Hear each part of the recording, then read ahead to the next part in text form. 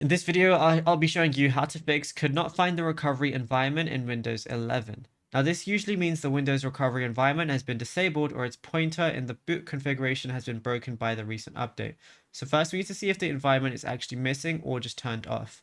So what you want to do is go to search on the bottom and then type in cmd like so. And it's going to show the command prompt, but run it as administrator because that is very important. Then we want to type the following commands. So we want to go to the start, type in reagent, and then space/info. Go ahead and press enter and look at the Windows RE status. If it says disabled, then what you're going to do is proceed to stage 2.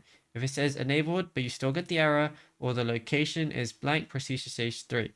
So what we're going to do now for stage 2, in many cases, if the recovery file is present, but Windows has forgotten it's there, in the same admin command prompt, what you're going to do is type in the following. So we're just going to go over to CMD again, run as administrator, press yes, and then we want to type in reagency space/enable like so.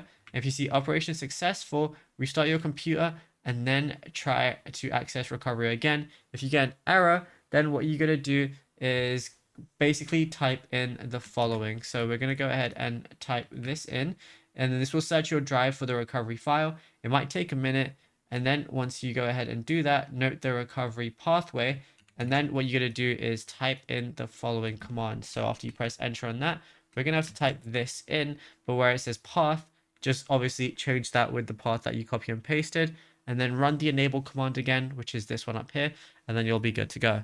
Now, if you found this video helpful, be sure to drop a like and subscribe.